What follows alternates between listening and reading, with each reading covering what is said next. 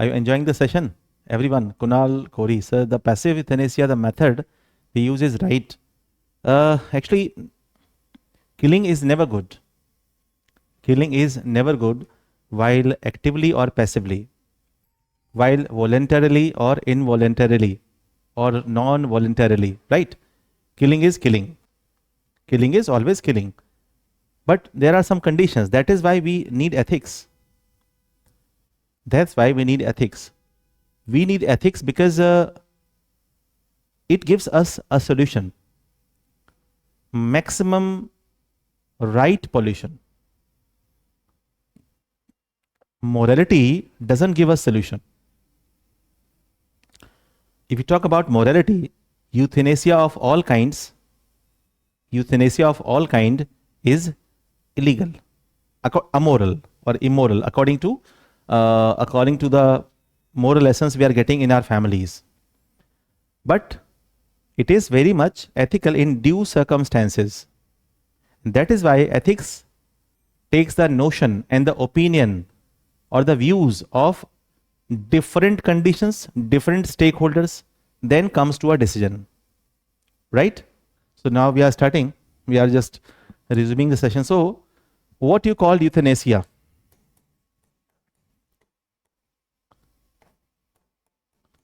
Euthanasia is amoral but ethical in due circumstances. Why I have penned down this? You must know one thing. In the second lecture, second class, the class number 2, I told you something which is the judicial decision, something which is the state policy. We can never say, we can never testify, we can never assess them or evaluate them on the concept of either ethics or morality. We have to understand it. We have to take what is the notion of, what is the idea of judiciary, what is the decision of judiciary, or what is the policy, program, plan of the state or the government. So we cannot say that it is unethical. The decision that has been taken by the judiciary is unethical. We can, or we should never say this. Okay. What is ethical will always be moral. I said, yes, certainly. What is ethical will always be moral in the action point of view. Right? So ethics, I'm telling you, being a bureaucrat, do you think that you just have to consider moral point of views? Right? So from administrative point of view, from bureaucratic point of view, from management point of view, what is ethical will always be moral. That's it. Clear? What is ethical will always be moral. You must know. Because morality is not considerable when it comes to talking about taking a decision, right? So have you got cleared with the idea of euthanasia? Everybody? Shashi Shekhar Gupta has asked one good question that we will certainly discuss. What is the difference between moral, amoral, immoral, and ethical, right? So we'll discuss this. Not this time, but we will discuss after some days, after 2 or 3 classes.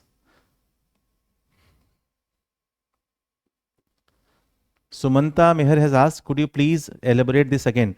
Sumanta, I'm advising you, since we have discussed it in a full-fledged manner. So after this lecture, just go through this lecture in a recorded form, right? And if you fail to understand this lecture after watching it again, then ask me tomorrow. Agree or not? Sumanta Meher. Is it all fine or not? Right. So that we can save our time. Okay. Now we are discussing about LGBTQ. So see, LGBTQ, You need not pen down it, because I will also provide you the PDF. Clear about what? See last slide once.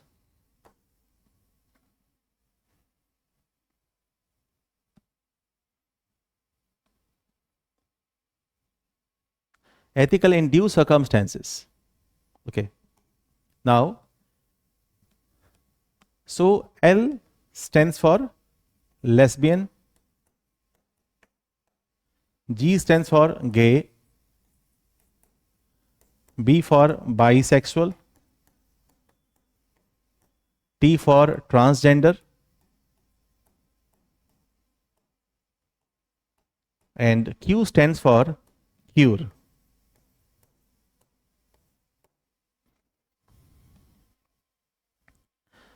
LGBTQ, right?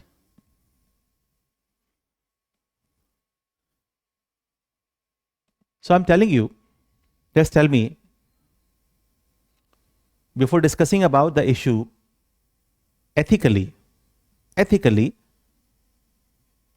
we have to understand the points or the dimensions, so that we don't have any confusion while answering questions based on it. In our country, LGBTQ marriage,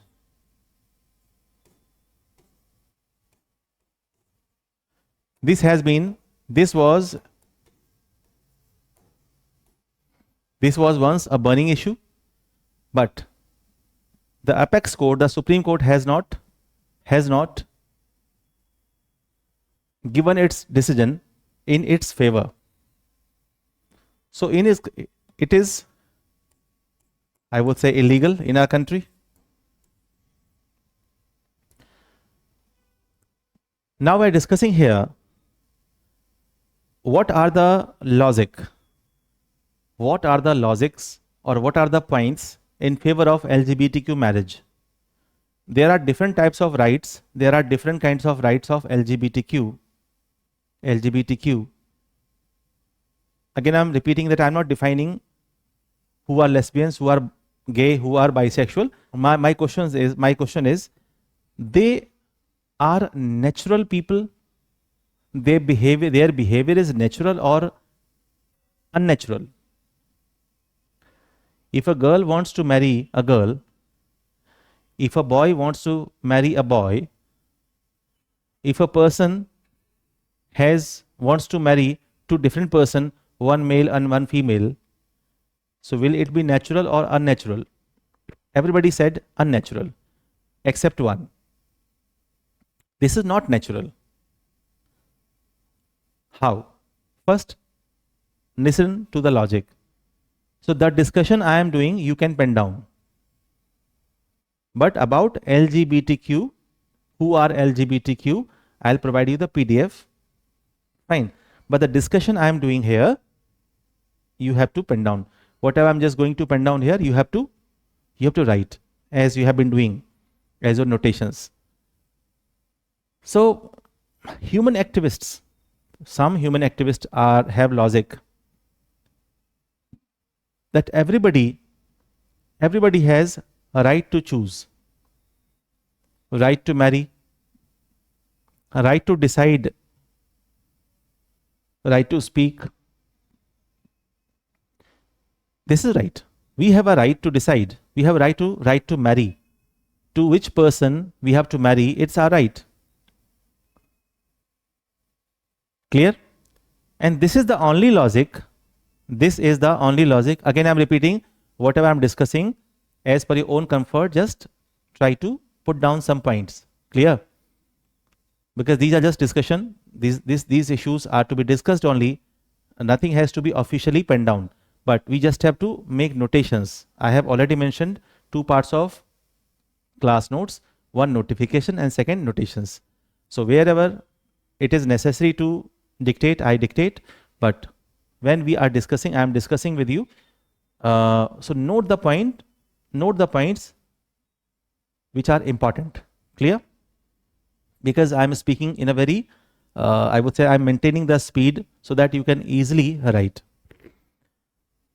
So if you see, if you go through the logic given by the human activists or the LGBTQ community, this is very much logical. It looks relevant that they have right to choose, because we are living in a democracy. So in a democratic country, we have right to choose, right to marry the person whom we want. So only because we have right to choose, can we marry anyone? Can we marry anyone? We can't marry anyone, right? And that is why, and why we marry. The question is what? Why we marry? To answer this question, I am telling you, because ultimately we have no problem. The system, the judiciary has no problem with other rights of LGBTQ. They can vote, they can participate at different level in the society, but only one thing that judiciary, the apex court, did not allow, nor has the parliament passed any such kind of bill in favor of LGBTQ marriage, right? This is only thing, the marriage is only thing which is objectionable. Even the Supreme Court has not passed, has not given its decision in favor of them. Why? So for that we have to understand. If I'm asking you, everyone, what is marriage? What is marriage? Just tell me. Marriage is a choice or a social system?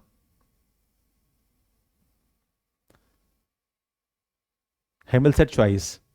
Gambali said, most of you said social system. So marriage is basically, it's a social arrangement.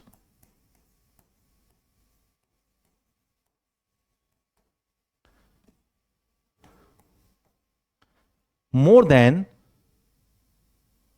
a matter of choice.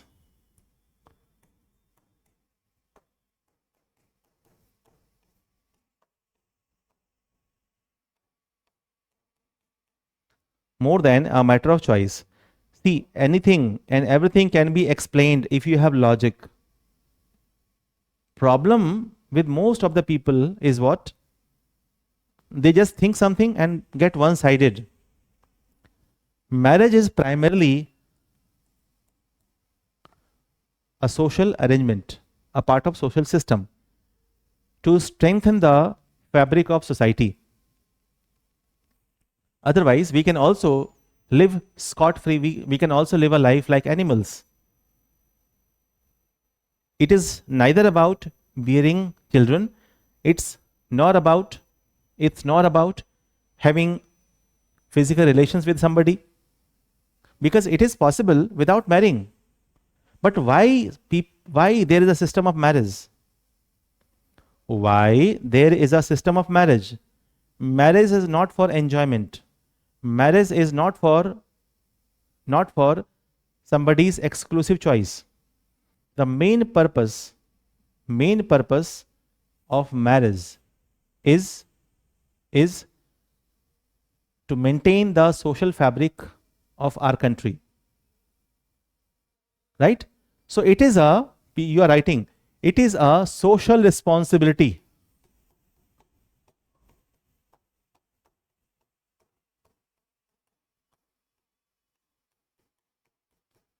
And democratic accountability.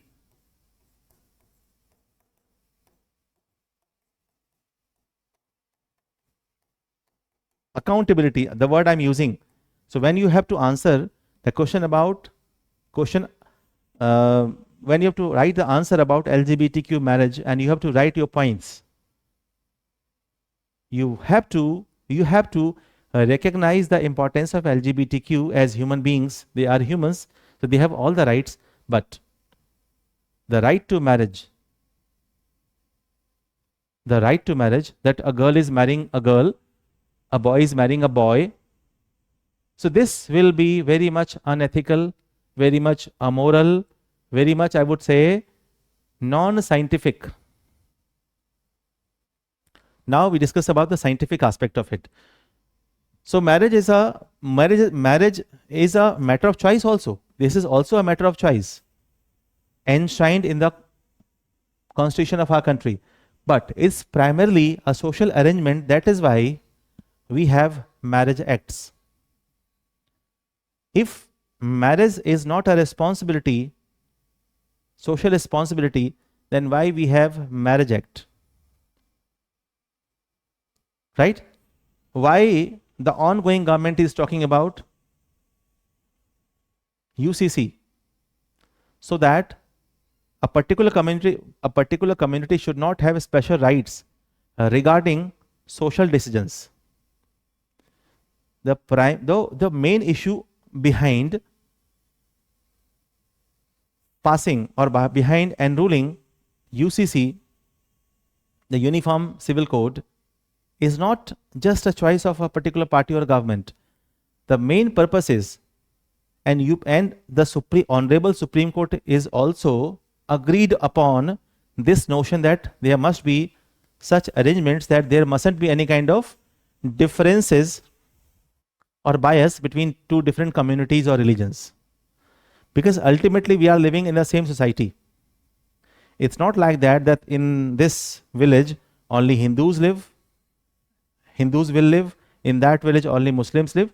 We have to live together. Again, I'm telling you, think like a bureaucrat from now itself. Don't behave like a common man. Clear? You are neither this time, because you are going to run this country. You have to become the future bureaucrats. Until and unless you think like that from now itself, it's not possible to realize that dream and becoming a good civil servant. So I'm telling you, marriage is what? Marriage is primarily a social responsibility. A social arrangement. It's also a matter of choice, but it is the secondary factor. The first, primarily, it is a social arrangement.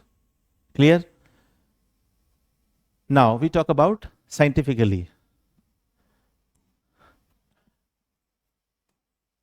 LGBTQ marriage, the scientific aspect.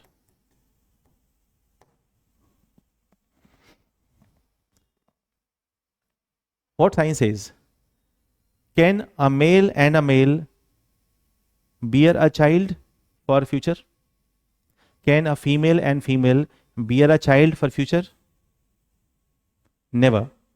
So if it comes into a general practice, after some time, it will also cause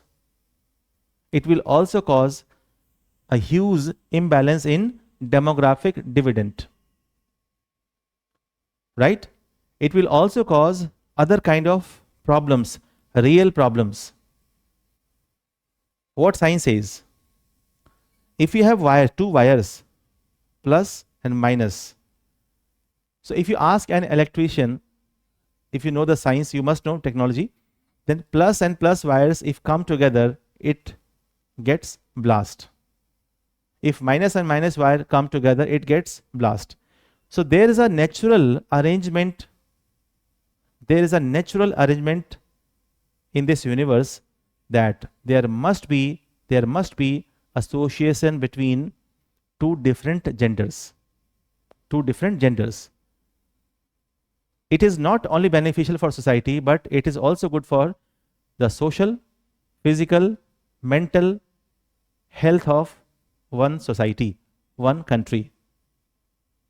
So LGBTQ marriage is, like most people, those are giving I would say their logic behind it, that it must be legalized. They say it's a matter of choice. So what about the drug addicts? What about the drug addicts?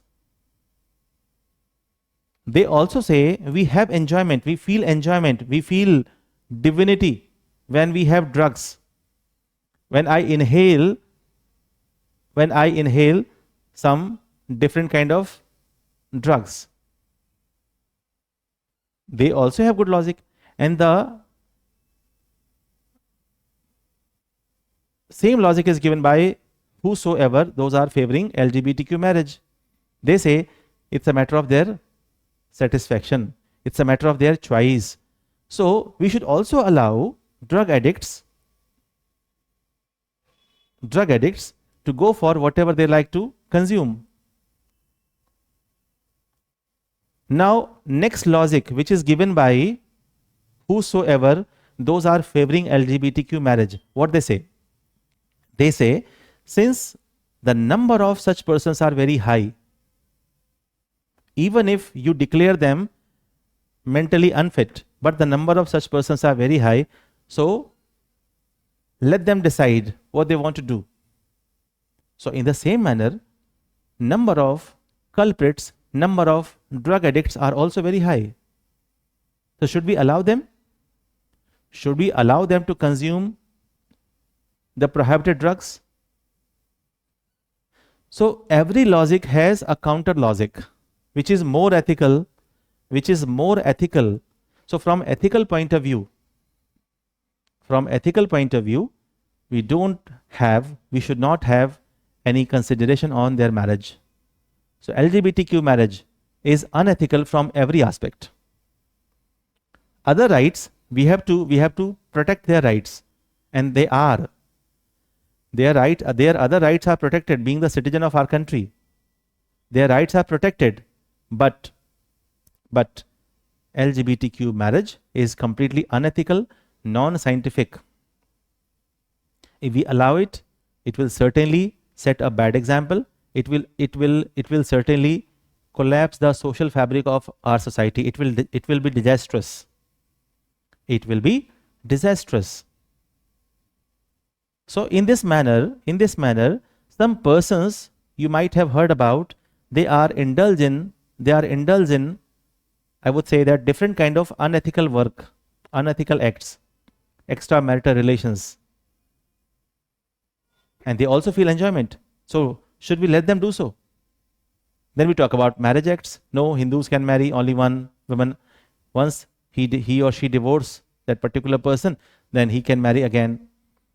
Why we have so? Because people have logic.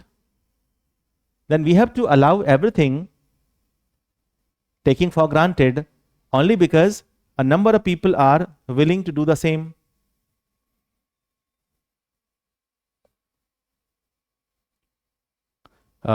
There's a question asked by, I think name goes up. What be our answer if it is asked the same what I've said you?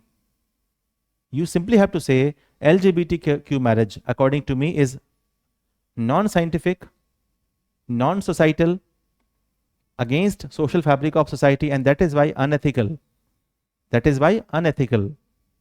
Clear?